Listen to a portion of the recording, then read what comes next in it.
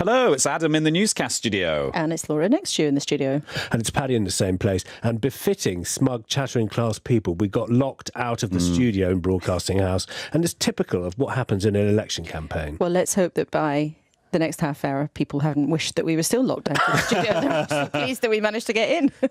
And before we were going on air, I was telling Paddy about the last time I got locked out of my flat, and it was because I had to go and pick up a signed copy of Michel Barnier's Brexit Diaries. Long story, and also from a very long time ago. That's very on brand. But should we explain what we're actually doing here? Yes. So Newscast is our daily news podcast that you can get every day on BBC Sounds. Obviously, during the election, we are majoring on covering the election coverage, the election campaign of all the parties, and every Saturday we're here live on Radio 4 to bring you some kind of newscast style reportage of the week. Newscast from the BBC.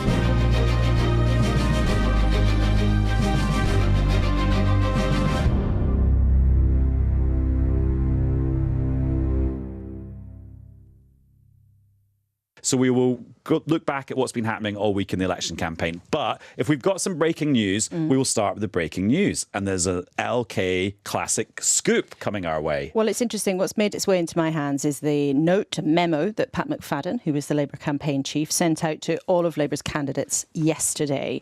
And it's really interesting because we're going to see Labour shifting its message a bit. So everybody listening, I'm sure, will remember the Tories have spent a long time in the last week saying, be very scared of a big Labour majority. That's what all the polls are suggesting. Labour is, and I think in quite a big way, in the next 24, 48 hours, going to try to push back that message and turn it into a sort of don't stay at home, don't let the Tories fool you, this election is still up for grabs. And just to give you a couple of messages from this memo that I've been shown, McFadden is essentially instructing his candidates to tell their voters, so listeners, this may be what somebody says to you when they come and knock on the door, say, do not assume anything about the result. Do not vote for a minor party which only helped the Tories. The only way to stop the Tories is to vote Labour. Now, I think that there is part of this is a sort of just a campaigning tactic, right? You always have a get out the vote operation. But I think there is a genuine nervousness about the impact of poll after poll after poll after poll, suggesting that there are these sort of crazily wild, enormous majorities for the Labour Party.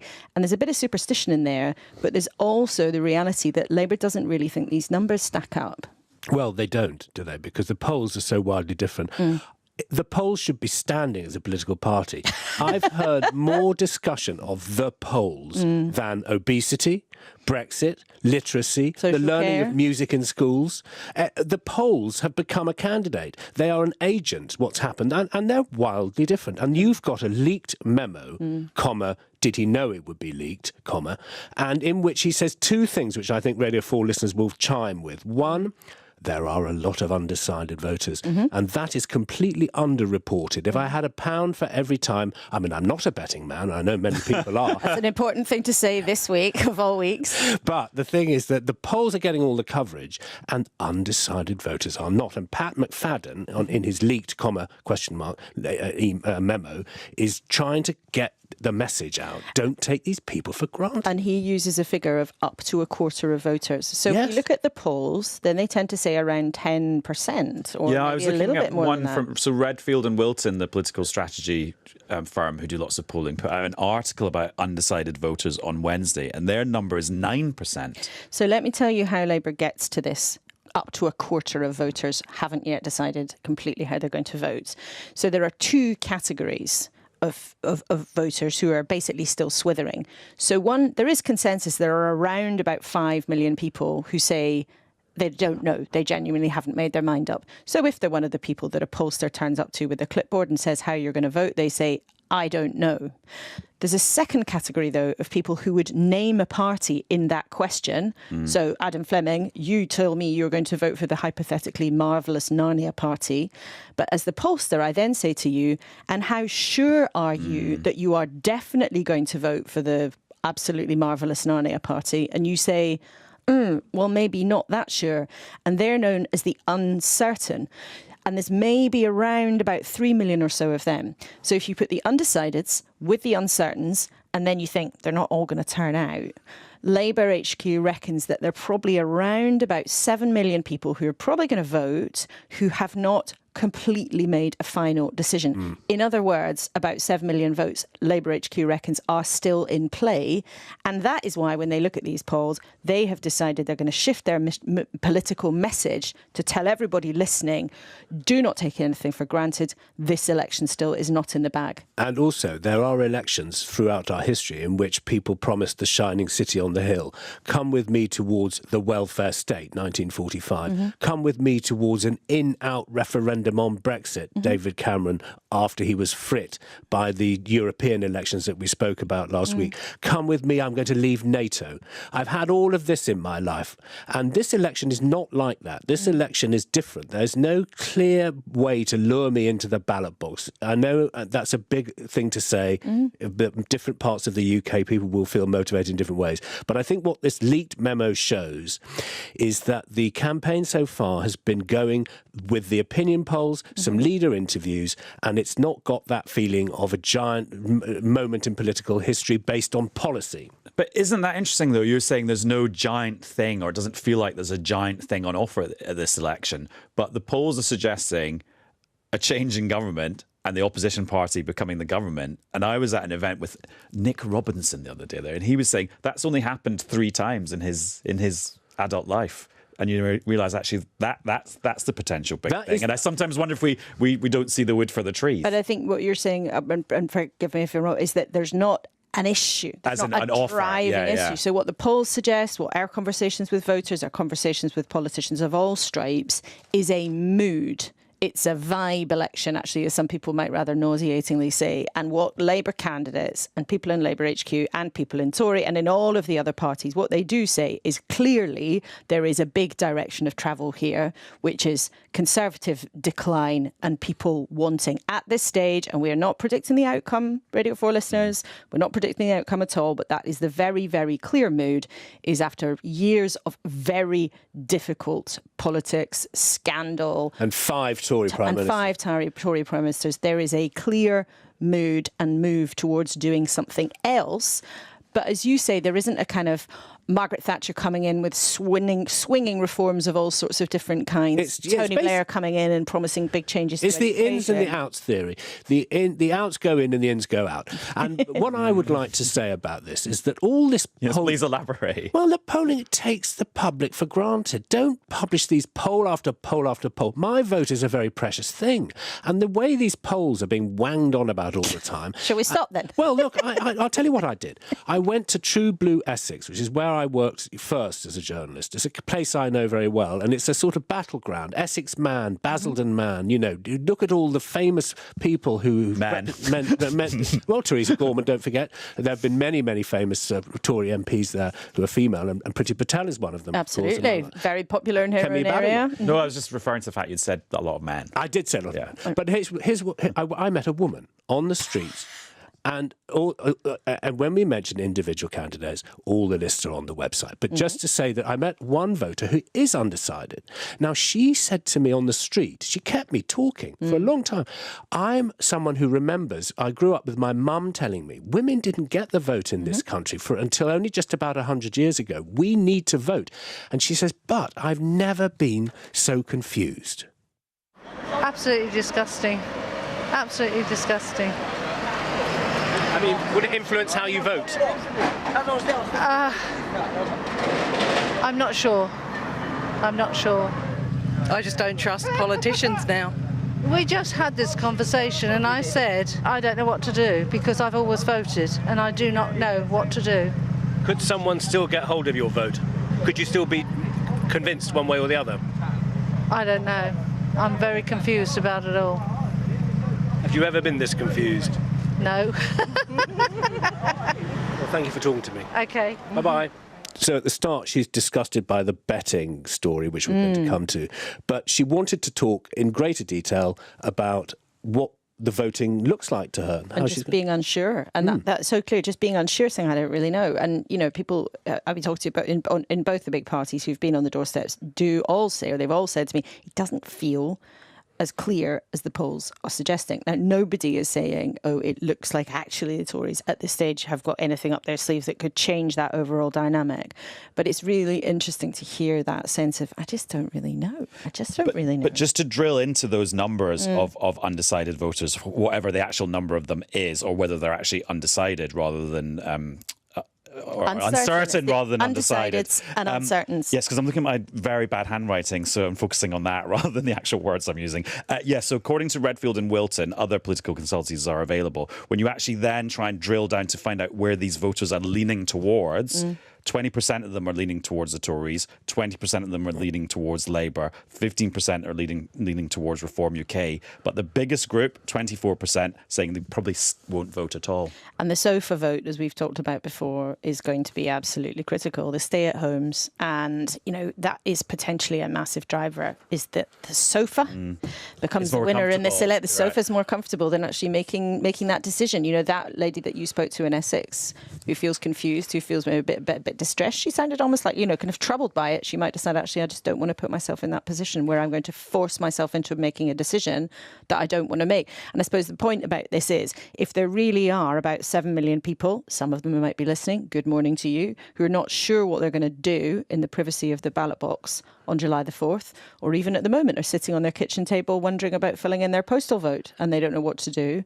that is a very, very big number of people, and their decisions, which are not in the bag, would have a massive impact on the potential range of outcomes in this general election. So we've discussed a leaked Labour memo. We've linked it to one of the headlines in it from Pat McFadden, which is "Don't take undecideds for granted." And that a quarter of people, up to a quarter of people, are uncertain or undecideds. It sounds like faithfuls or traitors. Tribes in the Game of Thrones. Uncertains. Can I also? You know what? I was going to move us on. Well, no, I was going to say just lastly, my favourite bit of this leaked memo is his salutation. It says, "Dear," and this is to Labour candidates. This memo, "Dear friend, happy longest day." Because it was written yesterday. Yeah. Right. There we are. Did you put that in any emails yesterday? Happy longest day? No, but I didn't know my emails would be read. Now, look, we move on because I mentioned the woman of Essex, the Essex woman who I met, and she said she was absolutely disgusted. I don't think I made it plain in that, so forgive me, I'm now going to go back in time, by the betting snafu.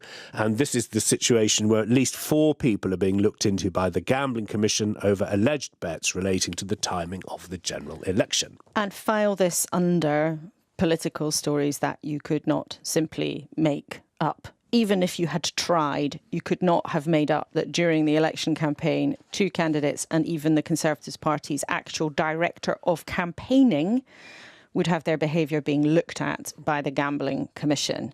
The suggestion is, and, they haven't confirmed this officially, but we know they're being looked into. The suggestion is that people placed bets on the date of the general election when they may have had inside information that was not yet in the public domain. One of them actually also on the side is a police officer who was part of Rishi Sunak's close protection squad. But this is just a kind of, it comes under the extraordinary, jaw-dropping and incredible thing to happen in politics. And it's allowed Labour again to get up that argument that see, the Conservatives are in it for themselves. See, it's all about their own motivations. And of course, Rishi Sunak was, I think, genuinely appeared to be visibly furious about this.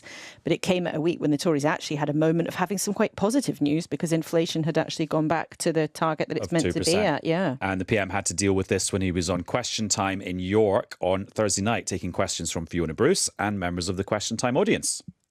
Aren't these emerging allegations about betting on the election date the absolute epitome of the lack of ethics that we have had to tolerate from the Conservative Party for years and years? Well, like you, I was incredibly angry to learn of these allegations. It's a really serious matter. It's right that they're being investigated properly by the relevant law enforcement authorities, including, as Fiona said, a criminal investigation by the police. I want to be crystal clear that if anyone has broken the rules, they should face the full force of the law, and that's what those investigations are there to do, and I hope that they do their work as quickly and as thoroughly as possible. That was Rishi Sunak speaking on BBC One on Thursday night. And we've had a statement from solicitors acting for Laura Saunders, who is one of the Conservative candidates who is involved in all of this. The statement says that she will be cooperating with the Gambling Commission and has nothing further to add. They continue, it's inappropriate to conduct any investigation of this kind via the media, and doing so risks jeopardising the work of the Gambling Commission and the integrity of its investigation. The publication of the BBC story is premature, they say, and is a clear infringement of Ms Saunders' privacy rights, and say they'll be considering legal action. I'm not a solicitor, and here's a statement from me. Oh no! Here we go. The man who was running the Conservatives campaign is no longer running the Conservatives campaign. I don't want solicitors who listen to be offended, but that is certainly a public interest story in the middle of a general election. This began in the rain. The man launched the campaign standing in the rain. He then came home early from D-Day. Then his director of communications has gone. Campaigning. Director of campaigning has gone. Thank goodness you're here. She went last year. And of course this is a matter of giant public interest. Really, going back to the first point, I'm a voter. I don't want to be told by players that my vote is taken for granted, and I don't want to be told that subjects are off topic. This is perfectly on topic for the middle of a general election. And also it's just that age-old political thing of like, if you as a political figure set a yardstick by which you're going to be measured, in other words, probity, we're going to be whiter than white compared to the last lot, which is what Rishi Sunak did on day one. No surprise if you're going to be judged by that yardstick by everyone else for everything that happens afterwards. But I've got more to say on this. Okay. Because we finish at 11:30. Well, no, because look, the police officer who has not been found guilty of anything has been suspended. The politicians, political people who have not been found guilty of anything have not been suspended. The director of campaigning has taken a leave of absence. Yes, he's got agency. HQ, but the candidates are still on the ballot paper, which I think may give people pause for thought. Yeah, because you can't take them off. Yes, but I think Rishi Sunak is actually, I think he's going to keep getting that question. Actually. Is it clear? I think that's likely. I think he'll keep being asked why that's okay for them to be running. Is it clear why I'm interrupting you so much? Is it clear? I think it is. It's because this morning you are outraged at Fitzrovia. I've got more to say, which is it clear that this is the final list of innocent people who are being looked into? Is there going to be more innocent people being looked into? Possibly. Do you have information? No, but there is lots of, what I'll say, howl round, which we do like to share with you on Newscast, and you are listening to Newscast rather than anything else on Radio 4. So if you're wondering what on earth is going on with me, outraged of Fitzrovia, Mr. Paddy O'Connell to my left and Adam Fleming to my right, you are not having your normal Radio 4 broadcast on a Saturday morning, but Newscast during this election campaign. But there has been lots of howl round in political circles in the last couple of days about the possibility of there being more names and all sorts of scurrilous suggestions, which I'm not going to repeat. But, you know, the Sunday newspapers are quite good at ferreting things out. Who knows what will land on the newsstands tomorrow morning? And also Rishi Sunak had that dilemma when he was launching the Conservatives' Welsh manifesto on Friday, and he was doing questions from the media about this, and someone said, are there more people whose names could come out, innocent or otherwise? And he had to do that thing of like, I'm just not getting into this, which is not denying it, which means the story can live for a bit longer, because then journalists can say, well, he didn't deny it, which suggests there might be. And here's a phrase I thought I'd never use. It's hyphenated, and it's It's data scraping. So apparently the way this comes to light is you get hold of how the money's moving, and it's an unusual spike. And it doesn't seem clear to me that the number of innocent people who are being looked into adds up to the total amount of money that moved. Therefore, there's an arithmetic gap there, implying there might be more innocent people to be looked into. Presumably, we'll be told prematurely. But it's not clear to me that the total number of innocent people adds up to the total amount of money seen moving. We will see. There is another interesting little kink around that, is if we go back to that time when Rishi Sunak announced the election in a dreadful downpour. In the days preceding, Labour HQ had noticed on the Tuesday, I'm told, that there had been a surge in betting around the dates of the election. And they actually started spending money and buying ad space and spending money for candidates. On the basis of that. Before the election was called, on the basis of the betting surge. So not only have some Conservatives ended up with this terrible embarrassment, but it also seems that they managed, by doing what they are alleged to have done, to give a jump to Labour headquarters in terms of turning the taps on for the campaign. So talk about shooting yourself in the foot. And just continuing our discussion about the Conservative campaign, which doesn't have a head of it anymore. We should be clear about that. So Tony Lee, who we've been talking, was the director of campaigning, which is essentially the sort of field operation. They absolutely still have their campaign director and campaign chief, Isaac Levito, who's the experienced strategist who ran the 2019 campaign, and James Forsyth, who's the close ally of the Prime Minister. But my question to you, Laura... doesn't mean it's not a big deal, but just to be clear about the personnel. The hierarchy of who's disappeared. But my question was going to be about the ground campaign, because you see on social media so many posts about going, oh, there's a rumour that Tory candidates have been told to go from this... what used to be a fairly safe seat to this very, very safe seat. This suggests there's panic, or like they're going to lose loads more places than you ever would have thought. What's your take on that? Well, I think it's completely normal for parties to move resources around in campaigns, and they go to where they think they have more of a chance of holding on or winning, and they move resources around. They move also online ad spending around, and actually in this day and age, things about where they're spending their digital budget and the kind of adverts that they're making is also a huge part of the calculation. So of course this always happens, but it also sometimes happens in unexpected places. So little problems pop up in different constituencies that parties might not have anticipated. What's interesting, though, is we know from the campaign declarations that Labour has raised absolutely tons and tons and tons of cash in this election campaign, and the Conservatives are way behind in terms of what's been raised now.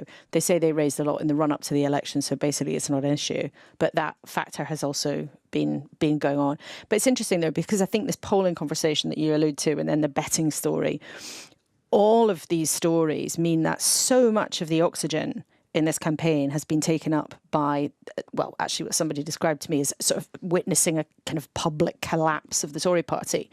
That's how some people feel about it, rather than what you might expect is such, incredibly intense scrutiny of Labour's plans. Now, of course, there has been scrutiny of Labour's plans. Of course, there has been. We're all doing that. But the news stories have really been about, in majority, I think it's fair to say, have been about kind of disasters going on in Conservative quarters, which is an interesting thing. So I'm going to say, why don't we talk about some substance? Because there are always events in election campaign, and appropriately, we nearly didn't make it to air because the BBC could not unlock a door.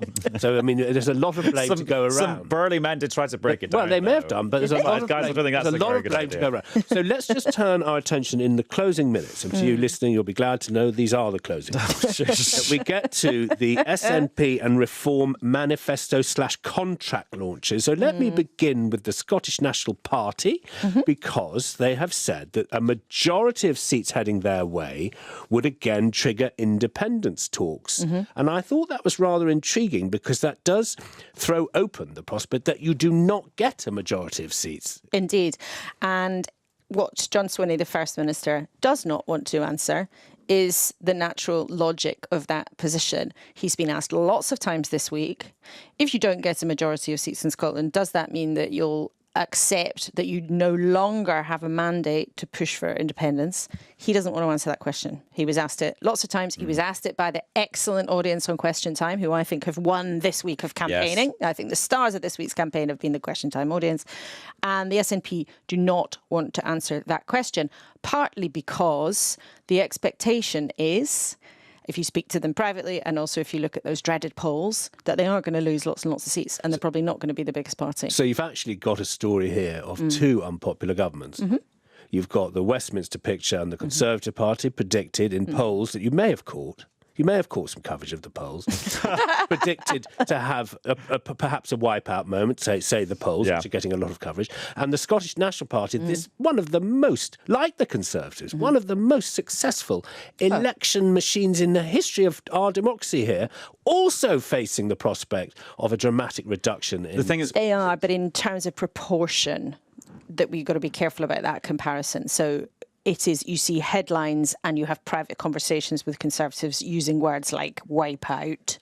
The SNP are expecting a significant chunk down, but they're not expecting a kind of wipeout. So you're right, though, there is that sort of feeling of sort of exhaustion around parties that have been in power for a long time. Also, the SNP manifesto is one of those kind of win-win documents. They can say, oh, you should put up health spending in England so that as a result of all the formulas for how public spending works elsewhere in the UK, the Scottish government gets more money to spend on the NHS. So either that happens and John Swinney can say, see, I said that should happen, win. Or it doesn't happen and he can say, oh, those evil people in Westminster starving the Scottish NHS of resources. Oh, it's also a win for him. I can't believe you said formulas, not formulae. Formulae. Radio 4. Oh, that's my podcasting roots and not my Radio 4 roots. But the SNP, like the Greens and the Lib Dems, are saying more money for public spending, more taxation, in contrast to the party that we'll just talk to at the end, the Reform Party, that also launched their contract with the country. Of course, that outfit now headed by Nigel Farage, who's in a lot of bother today over comments he made to the BBC's Nick Robinson yesterday, essentially saying that NATO bore some of the responsibility for creating a situation where Vladimir Putin then felt it the right thing to invade Ukraine. And there's a huge news story about that running very hard today. He's being accused of appeasement by Rishi Sunak, the Prime Minister, with a very strong pushback to that. But their manifesto, very, very different to all the others, talking about a freeze in immigration, cut in taxes, but more spending at the same time. And also, I mean, on this question, I notice it's leading the Radio 4 News, this question of Putin and expansion eastwards of NATO and the European Union. And he does say he's at fault, but Putin's at fault. But he is suggesting that was a provocation. So, of course, it's an existential question for many people in the West and for NATO. And President Macron himself, of course, came out suggesting a few weeks ago there could be boots on the ground, and the Germans said, no one's saying that. Macron, of course, has called this giant election. So I think if you were to risk calling together some of the themes in these two great democracies in Europe, the United Kingdom and France, you are seeing some fundamental questions raised, which takes us back to the beginning. I would rather hear the airtime consumed with these big issues than just another examination of another poll, which is so transactional when we have these existential questions that we could be discussing. And it's occurred to me a lot in the last few weeks, actually, that none of our politicians have really wanted to talk about foreign policy a lot. Think how much on Newscast and on our various other programmes that we're lucky to work on, we have talked about all of those huge things going on in the world, the connections between Russia and Iran and North Korea and Ukraine and the Middle East, and there's been very little discussion of foreign policy. And true to form, we've just given it 30 seconds at the end of this programme. So maybe when we're back next week, we'll be able to talk more about foreign policy in this campaign. Who knows what will have happened by then? Newscast from the BBC.